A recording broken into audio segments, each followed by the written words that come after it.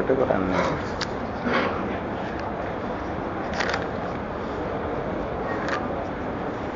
اعوذ باللہ من الشیطان الرجیم بسم اللہ الرحمن الرحیم والسماء والطارق وما ادراک ما الطارق النجم الثاقب ان كل نفس لما علیہا حافظ فلينظر الإنسان مما خلق من ماء دافق يخرج من بين الصلب والترائب إنه على رجعه لقادر يوم تبلى السرائر فما له من قوة ولا ناصر والسماء ذات الرجع والأرض ذات الصدع إنه لقول فصل وما هو بالهزل إنهم يكيدون كيدا وأكيد كيدا فمهل الكافرين أمهلهم رويدا۔ یہ سورہ طارق ہے، مکے میں نازل ہوئی، اس میں 17 آیتیں، 1 رکوع ہے۔ قرآن مجید کی ترتیب کے اعتبار سے 86ویں آیت اور نزول قرآن کے اعتبار سے یہ 36ویں صورت ہے۔ اللہ تعالیٰ یہاں بھی قسم کھا کر بات فرما رہے ہیں، والسماء والطارق، آسمان کی قسم، والسماء آسمان کی قسم، والطارق اور رات کے اندھیرے میں آنے والے کی قسم۔ طارق کہتے ہیں رات کے اندھیرے میں آنے والے کو۔ والسماء والطارق، آسمان کی قسم اور رات کے اندھیرے میں آنے والے کی قسم۔ پھر طارق کیا ہے؟ رات کے اندھیرے میں آنے والی چیز کیا ہے؟ تو اس کو آگے پھر خود ہی اللہ بیان کر رہے ہیں، وما ادراک ما الطارق، اور تم کیا سمجھو کہ طارق کیا ہے؟ النجم الثاقب، ایک ستارہ ہے چمکدار۔ نجم کہتے ہیں ستارے کو، ثاقب کہتے ہیں چمکدار کو۔ النجم الثاقب، ستارہ ہے چمکدار۔ یہاں پر اللہ تعالیٰ نے جو قسم کھائی آسمان کی، ستارے کی، اور ستارے کو پھر واضح کر دیا نجم ثاقب کے ذریعے سے، تو اوپر بھی قسم تھی اللہ کی، والسماء ذات البروج میں، آسمان، برجوں والے آسمان کی قسم۔ وہاں جو کل مضامین بیان کیے گئے ہیں وہ وحدانیت اور توحید کے اقرار کرنے والوں کو جو لوگ ستاتے ہیں اور ایذا دیتے ہیں اور ان پر ظلم کرتے ہیں، اللہ تعالیٰ نے قسم کھا کر ان کو تہدید کر دی کہ دیکھو خبردار، ایمان والوں کو ستانا مت، ایمان والوں کو ستانا مت۔ کل یہ مضمون باقی رہ گیا تھا وقت زیادہ ہونے کی وجہ سے، کہ جس کے اندر ایمان ہو، وہ اللہ کو مانتا ہو اور رسول اللہ صلی اللہ علیہ وسلم کی رسالت پر یقین رکھتا ہو، اس کو ایذا دینا، تکلیف دینا، اس پر زیادتی کرنا، یہ بہت بڑا گناہ ہے۔ اللہ تعالیٰ کے ساتھ باقاعدہ اعلان جنگ ہے، اللہ ایمان والوں کی ایذا رسانی کو برداشت نہیں کرتا۔ ہاں یہ ہوتا ہے کہ اللہ تعالیٰ کبھی مہلت دے دیتے ہیں، فوراً نہیں گرفت کرتے، مہلت دے دیتے ہیں کہ بھئی ٹھیک ہے ابھی ستا لو تم۔ جیسے مکے میں حضور پاک صلی اللہ علیہ وسلم کو 13 سال تک مکے کے مشرک ستاتے رہے، صحابہ کرام پر ظلم و ستم کی کوئی انہوں نے ایسی شکل باقی نہیں رکھی جو صحابہ کرام پر ظلم نہ کیا ہو، لیکن اللہ تعالیٰ نے فوراً پکڑ نہیں کی۔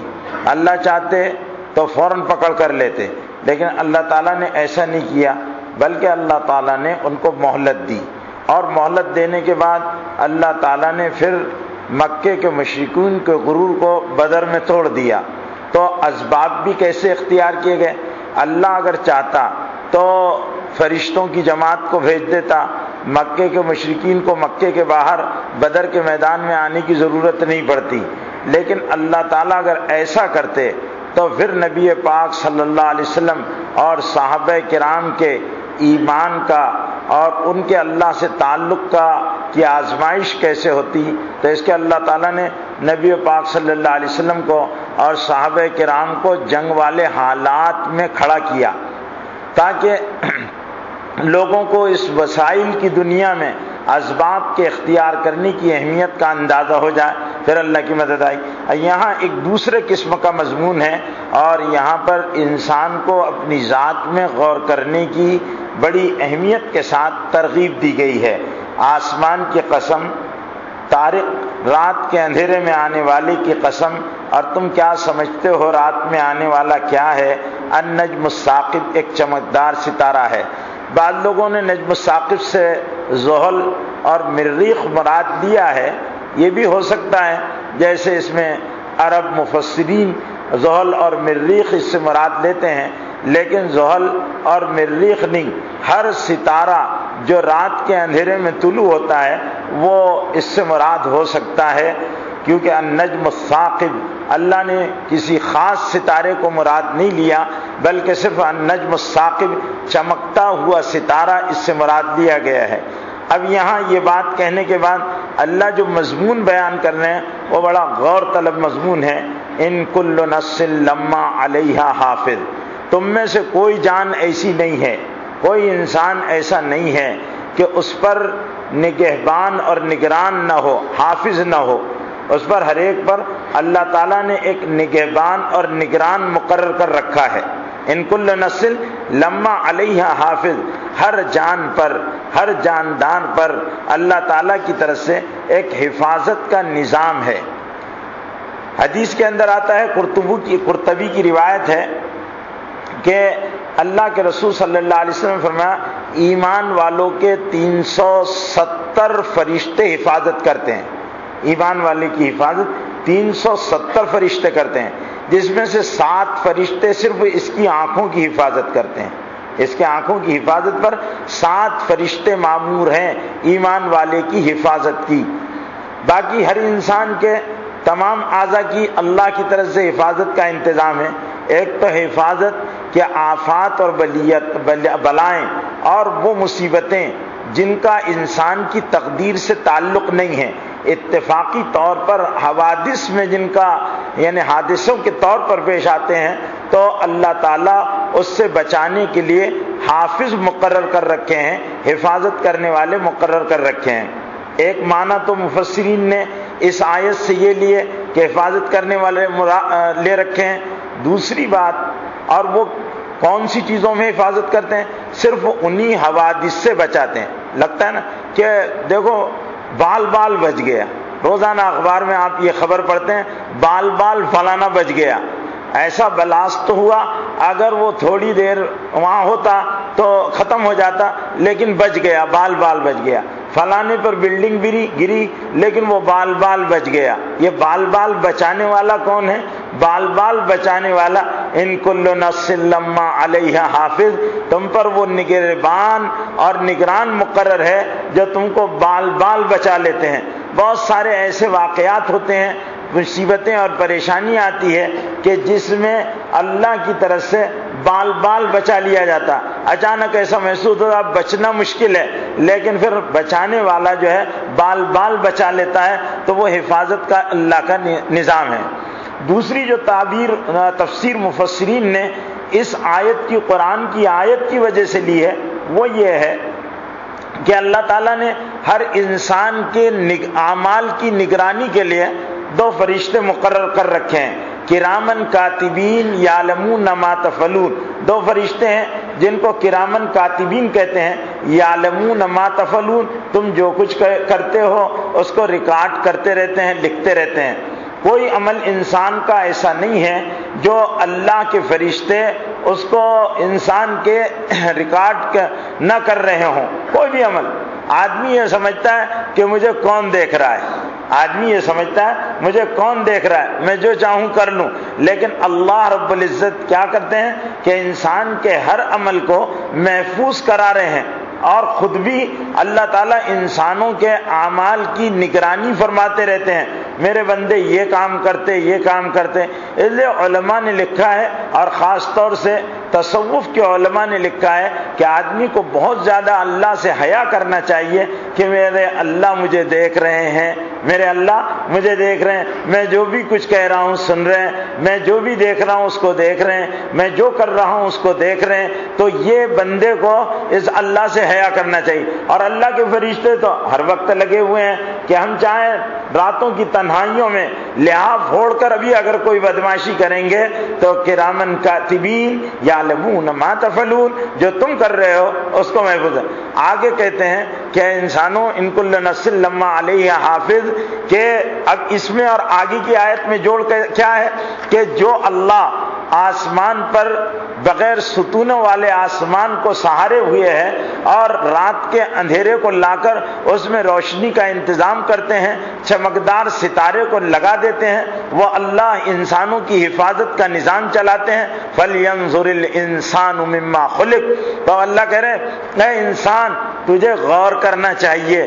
فَلْيَنْظُرِ الْإِنسان، ضرور غور کرنا چاہیے انسان. مما خلق، تو کس چیز سے پیدا کیا گیا. اب انسان کو اپنی ذات میں غور کی اس لیے اللہ دعوت دے رہے کہ انسان جب اپنی ذات میں غور کرے گا تو اللہ کو پہچانے گا. نعمتوں کے ذریعے سے منعم کو پہچانا جاتا ہے، نعمت دینے والے کی قدر آتی ہے. اس لیے اللہ یہاں پر فَلْيَنْظُرِ الْإِنسَانُ مِمَّا خُلِقَ، انسان کو چاہیے کہ غور کرے مما خلق، کس چیز سے پیدا کیا گیا. خلق من ماء دافق، پھر کہہ رہے ہیں انسان پیدا کیا گیا اچھلتے ہوئے پانی سے. دافق کہتے ہیں اچھلتے ہوئے پانی کو، اس طرح پانی اچھلے اس پانی سے پیدا کیا گیا. اب یہاں بچے ہیں، زیادہ تشریح نہیں کروں گا اس لیے کہ زیادہ تر وہ لوگ ہیں جو اس سے صرف لذت لیں گے اور کوئی اور حاصل نہیں ہوگا. اس لیے بس اتنا سمجھ لیں خلق من ماء دافق، اچھلتے ہوئے پانی سے پیدا کیے گئے. وہ اچھلتا ہوا پانی کہاں سے؟ جیسے بچے وہ جو غبارہ ہوتا ہے، غبارے میں پانی لیتے ہیں اس کو اچھال دیتے ہیں تو اور وہ پھر وہ گر کر جب غبارہ پھٹتا ہے تو پانی زمین پر ٹکرا کر اچھلنے لگتا ہے. بس ایسے ہی اچھلتے ہوئے پانی سے اللہ تعالیٰ نے انسان کو پیدا کیا. وہ پانی کہاں سے نکلتا ہے؟ یخرج من بین الصلب والترائب، وہ پانی نکلتا ہے آدمی کی پشت سے اور عورت کی پسلیوں سے. آدمی کی پشت سے، صلب کہتے ہیں آدمی کی پشت کو، یہ گردن کے نیچے یہ جو حصہ ہے اس سے لے کر آدمی کی سرین کے پاس ایک جہاں ہڈی ختم ہوتی ہے اس کو پورے حصے کو صلب کہتے ہیں. اور صلب کے اندر نخاع کر کے اطباء کی اصطلاح میں ایک چیز ہوتی ہے جس کو نخاع کہتے ہیں. نخاع اس میں پورا کا پورا وہ مادہ رہتا ہے جس سے انسان پیدا ہوتا ہے. اور ترائب یہ پسلیاں ہیں جو جس سے مفسرین نے یہ معنی لیا ہے کہ آدمی کا پانی، مرد کا پانی نخاع میں جمع ہوتا ہے، ریڑھ کی ہڈی میں جمع ہوتا ہے، اور عورت کا پانی پسلیوں میں جمع ہوتا ہے. اور جب یہ دونوں پانی نکلتے ہیں، جمع ملتے ہیں تو اللہ اپنی قدرت سے بچہ پیدا کرتے ہیں. ضروری نہیں ہے کہ دونوں پانی اچھلے، کیونکہ عورت کے پانی میں اچھال نہیں ہوتا، مرد کے پانی میں اچھال ہوتا ہے. مرد کا پانی گرے گا تو اچھل کر گرے گا، عورت کا پانی گرے گا تو وہ اچھل کر نہیں گرے گا. خلق من ماء دافق یخرج من بین الصلب والترائب، اور یہ اس سے نکلتا. اب علماء نے لکھا ہے کہ اصل میں جو پورا کا پورا یہ جو پانی ہے اس کو اصطلاح میں منی کہتے ہیں. عورت کی منی اور مرد کی منی، عورت اور مرد کی منی جب ملتی ہے تو اس سے بچہ پیدا ہوتا ہے. تو اللہ نے اس سے پیدا کیا، اور چونکہ اس میں تمام ذرات شامل ہیں، اس پانی میں مختلف چیزیں انسان کھاتا ہے، ہوائیں لیتا ہے اور مختلف قسم کی گیس اور آکسیجن اور ساری چیزوں کو استعمال کرتے رہتا ہے. اس کے بدن میں پھر وہ جوہر بنتا ہے. علماء نے لکھا ہے کہ 40 لقموں سے ایک قطرہ خون بنتا ہے، اور 40 قطرے خون سے ایک منی کا بوند بنتا ہے. تو اور اس ایک منی کے بوند میں ملین کیڑے ہوتے ہیں اسپم ہوتے ہیں جس میں ہر ایک میں اتنی صلاحیت ہوتی ہے کہ وہ ایک انسان پیدا کر دے، لیکن اللہ ساروں اسپم سے انسان نہیں وہ جاندار نہیں پیدا کرتے، بلکہ کوئی اسپم بیضے میں عورت کے اندر اسپم نہیں ہوتے، اس میں بیضہ ہوتا ہے، اس کے انڈے میں جا کر جب بیٹھ جاتا ہے تو بس حمل ٹھہر جاتا ہے، حملتہ حملا خفیفا، ہلکا سا حمل ہو جاتا ہے، پھر وہ دھیرے دھیرے بڑھتے رہتا ہے۔ تو یہاں پر وہ اور اس کا تعلق جو ہے دماغ سے ہے، پورا کا پورا معاملہ دماغ سے ہے۔ اس کا یہاں پر تیار ہوتی ہے منی، اور تیار ہونے کے بعد اس کا قوام جو ہے خصیوں میں، آدمی کے خصیوں میں پکتا ہے، اور عورت کے یہاں جو دو پمپ ہیں ان پمپ میں انڈے تیار ہوتے ہیں، اور رحم مادر میں جب میاں اور بیوی کا اختلاط ہوتا ہے تو وہاں پر جمع ہو جاتے ہیں۔ تو اس طرح اللہ کہہ رہے ہیں کہ ہم نے اچھلتے ہوئے پانی کو جو پسلیوں سے نکلا اور پشت سے نکلا اس سے انسان کو پیدا کیا۔ اس کو غور کرنا چاہیے ہم نے کیسے اس انسان کو پیدا کر دیا۔ انہ علی رجعہ لقادر، اور بلا شبہ اللہ تعالیٰ اس کو واپس لوٹانے پر بھی قادر ہے۔ اب مسئلہ یہ ہے کہ شیطان انسانوں کے ذہن میں یہ بات ڈالتا ہے کہ تم تو پیدا ہو گئے، مر جاؤ گے، گھم جاؤ گے، تمہاری مٹی راکھ بنا کر اڑا دی جائے گی، اور تمہاری ہڈیاں زمین اور کیڑے کھا لیں گے، تمہارے کفن سڑ جائیں گے، تمہارا نام و نشان مٹ جائے گا۔ پھر یہ تو ایک ڈھکوسلے کی بات ہے کہ تم دوبارہ اٹھا کر پھر پیش کیے جاؤ گے، یہ شیطان کیسے ہو سکتا ہے؟ تو اللہ انسان کو یہی بات کہنے کہ جس اللہ نے اچھلتے ہوئے پانی سے لا شے کو کل شے بنا دیا، انسان کچھ نہیں تھا اس کو سب کچھ بنا دیا، وہ اللہ انسان بنا ہوا مٹی کرنے کے بعد دوبارہ اس کو کیوں نہیں اٹھا سکتے؟ انہ علی رجعہ لقادر، ان کے لیے پہلے کے مقابلے میں دوسرا عمل مرنے کے بعد دوبارہ زندہ کر کر اٹھا دینا زیادہ آسان ہے۔ انہ علی رجعہ لقادر، بلا شبہ وہ اس کو یعنی دوبارہ مرنے کے بعد انسان کو کھڑا کرنے، مٹی ہو جانے کے بعد دوبارہ لوٹانے پر قادر ہے۔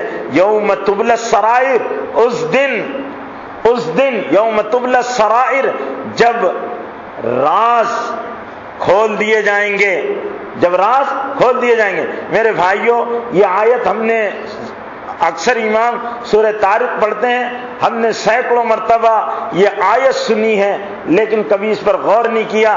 بڑی چتاونی اور بڑی وارننگ ہے اس میں۔ یوم تبلی السرائر، اس دن انسانوں کو دوبارہ لوٹنے پر اللہ قادر ہیں، جس دن انسانوں کے سرائر کو، رازوں کو، سر کی جمع سرائر ہے، رازوں کو اللہ تعالیٰ کھول دیں گے، راز کھل جائیں گے۔ انسان نے چھپ چھپ کر گناہ کیے، لیکن قیامت کے دن انسان کے چہرے پر وہ راز اللہ عیاں کر دیں گے۔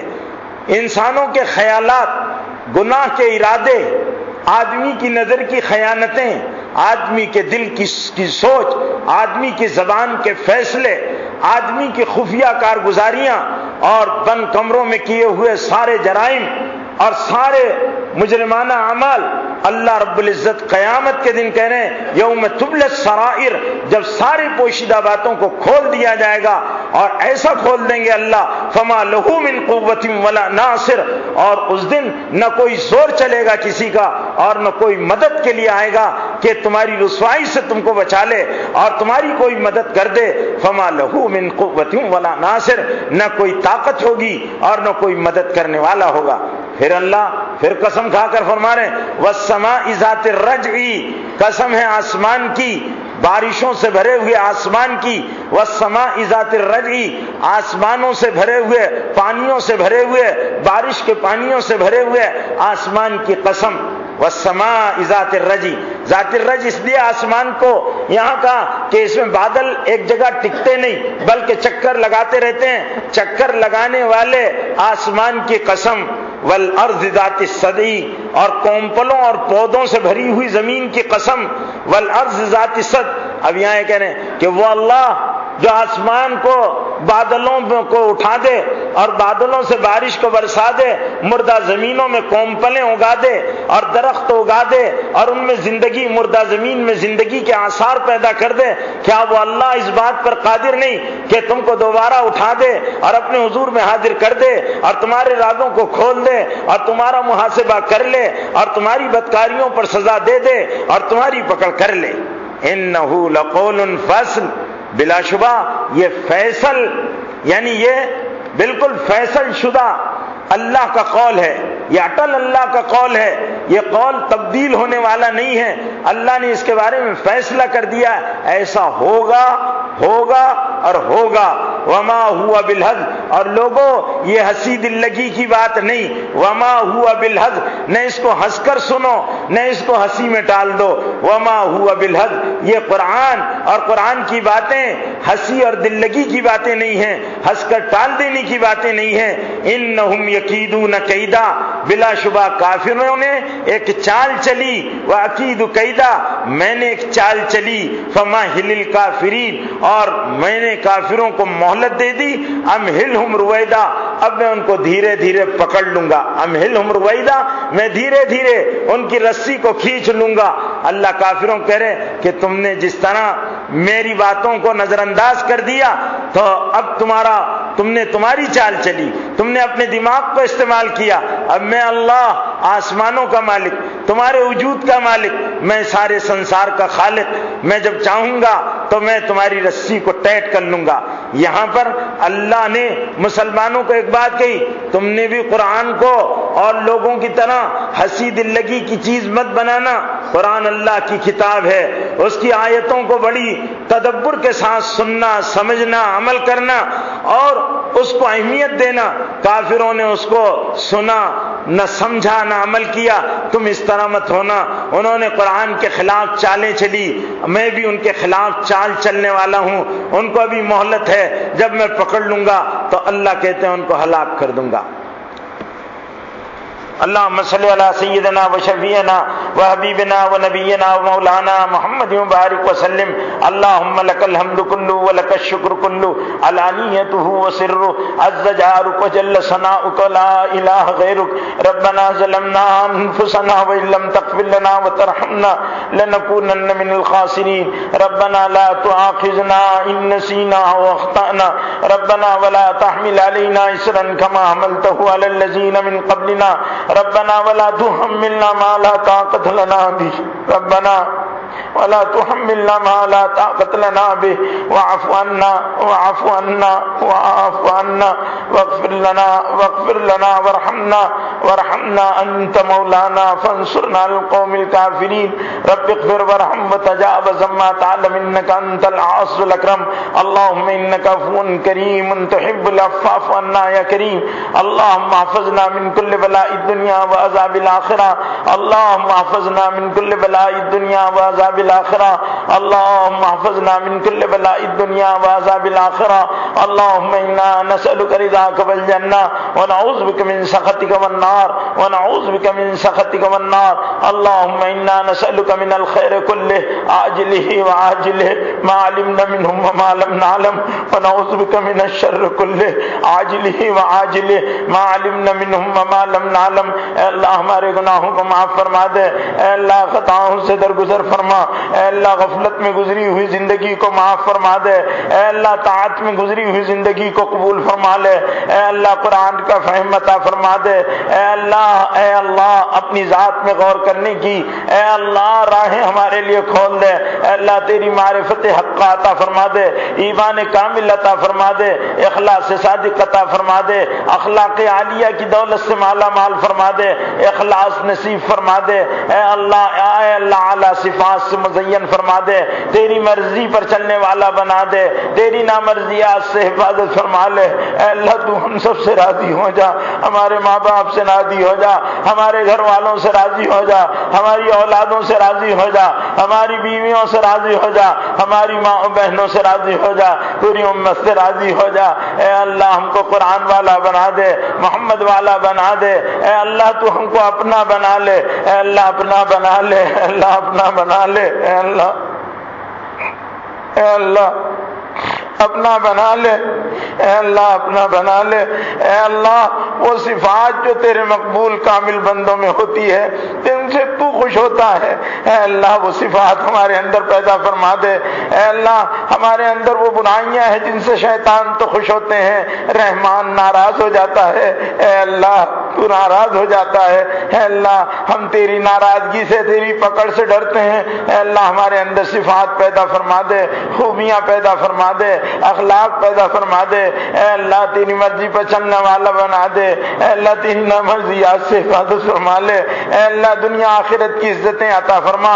اے اللہ جو سب ننگے ہوں گے، سب کے عیوب کھلے ہوں گے، اے اللہ تیرے حبیب مصطفیٰ میزان پر کھڑے ہوئے ہوں گے، ہمارے نام اعمال تیری نگاہوں کے سامنے تر رہے ہوں گے، جبریل کھڑے ہوں گے، فرشتے کھڑے ہوں گے۔ اے اللہ تو راز کی باتوں کو ظاہر کرے گا۔ اے اللہ ہماری ستاری فرما لینا، اے اللہ ہماری ستاری فرما لینا۔ ہمارے خیالات کے گناہ، زبانوں کے گناہ، چھپ کر کیے ہوئے رات کے اندھیروں کے گناہ، اے اللہ لوگوں نے نہیں دیکھے، تو نے ضرور دیکھے، تیرے فرشتوں نے دیکھے۔